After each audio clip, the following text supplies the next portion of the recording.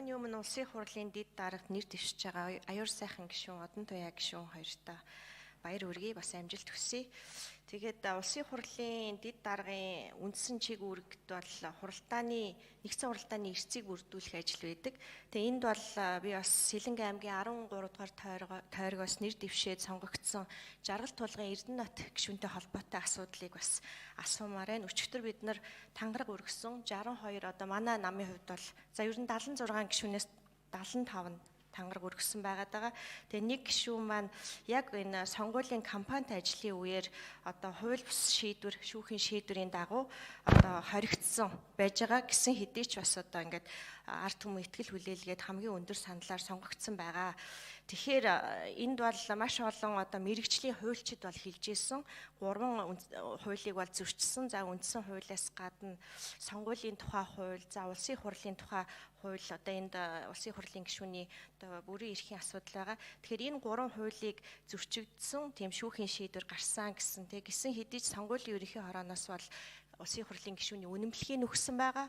Гэтэл өчигдөр бол одоо тангараг өргөөгүй маргааш шүүх хурал нь болох гэж байгаа. Тэгэхээр улсын хурлын одоо дэд даргаар хэрвээ сонгогдоод ажиллах юм бол энэ дээр ямар арга хэмжээ авах юм бэ? Улсын хурлын гишүүдэд төлөөлж ямар байр суурь илэрхийлэх юм бэ гэдэг тухай асуумаар байна. За баярлалаа. За Салтангийн Одон Туяа гишүүн.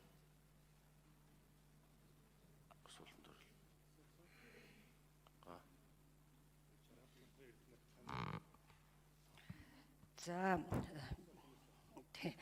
Жаргал тулгын Эрдэнэтийн асуудлыг надаас асуух нь бас одоо би бол яг энэ дээр хариулт өгч мэдэхгүй юм. Гэхдээ энэ удаагийн сонгуулиар маш олон би хариулах юм аа. Энэ удаагийн сонгуулиар улс төрийн зорилгоор яг сонгуул нэр дэвшээд явж байгаа маш олон хүнийг баривчилсан. Жаргал тулгын Эрдэнэт, Бямб сайхан, Дааган болд одоо маш олон хүнтэй Эрдэнэт гэж баривчилсан байгаа. Тэгэхээр энэ бол өөрөө маш ёс зүйгүй сонгуулийн түүхэнд байгаагүй ийм зүйл болсныг та нар мэдэж байгаа. Хоёрдугаарт энэ сонгуул бол өөр орсон гэдгийг бол одоо бие даагч нар нам эвслүүд бол хэлж байгаа. Тэгээ манай арчилсан намын бүлэг дээр ажлын хэсэг гарсан байгаа. Энэ асуудлыг зүгээр орхихгүй. Ямар ч байсан энэ асуудлыг бид мухарлах ёстой. Алдаа дутагдал байвал орон нутгийн сонгуулиас өмнө бид яаралтай сонгуулийнхаа хуулинд өөрчлөлт оруулах ёстой. Яг Жаргал тулгын Эрдэнэтийн асуудлыг бол одоо өөр эсвэл одоо аюур сайхан дарагч юм хариулах нь арай дээр баха. Тэ хуулиар. За аюур сайхан Төмөр Баатрын аюур сайхан гишүүн асуултанд хариулна. За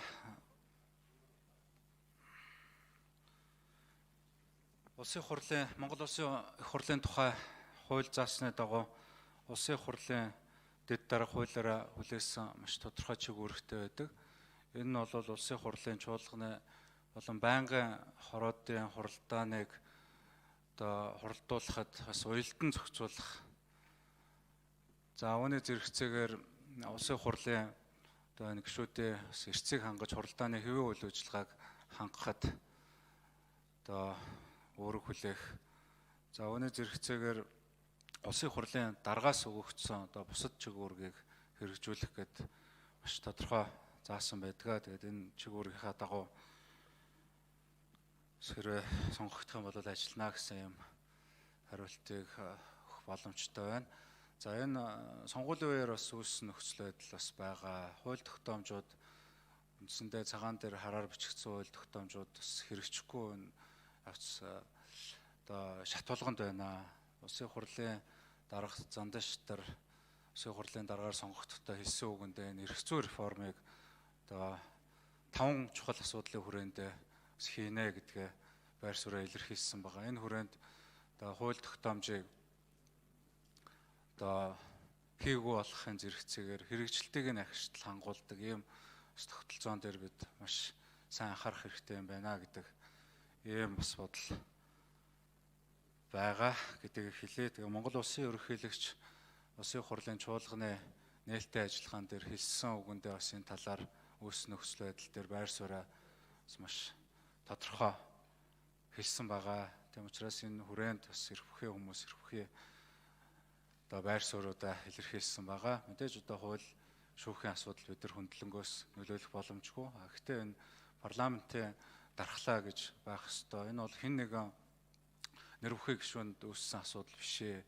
Энэ бол хэндэн ч үүсэх боломжтой. Улсын хурлын гишүүн өөрөө халдшгүй байдлаа тухайн гишүүнээ халдшгүй байдал гэж бас андуурдаг тийм ээ, хүмүүс андуурдаг. Гэтэл энэ улсын хурлын гишүүнийг сонгосон цаад сонгогчдын нь халдшгүй байдал байгаа. Тэдгээрийг хинээс ч хамааралгүйгээр төлөөлж, тэдгээрийн төлөө хинээс ч айхгүй, эмээхгүй, ямар ч нөлөөгүйгээр хараад тус бие даасан үйл ажиллагаа явуулахын тулд сонгогчдыг нь одоо хамгаалж байгаа юм халдшгүй байдлын асуудал байгаа. Тийм учраас энэ дээр одоо улсын хурлын гишүүдийнхаа энэ цаана байгаа сонгогчдын халдшгүй байдлыг одоо бид нар улсын хурлын гишүүдийг хариуцлагажуулахын зэрэгцээгээр энэ халдшгүй байдлыг нь одоо хэрэгжүүлэх ийм бас шаардлага тулгарсан байна. Тэгээ энэ дээр бас хууль заасан хэмжээнийхээ хүрээнд анхаарч ажиллах болно гэж таны асуултанд хариулъя. Баярлалаа. Улсын хурлын тухай хуулиар төрийн байгуулалтын байнгын орооны дэргэд халдшгүй байдлын дэд хороо ажилтдаг улсын хурлын гишүүний халдшгүй байдлын асуудлыг хариуцдаг. Энэ дэд хороог улсын хурлд хамгийн олон сонгогдсон гишүүн ахалдаг, бүрэлдэхүүнд нь олон сонгогдсон гишүүд ордог. Тэгээ энэ байнгын дэд хороо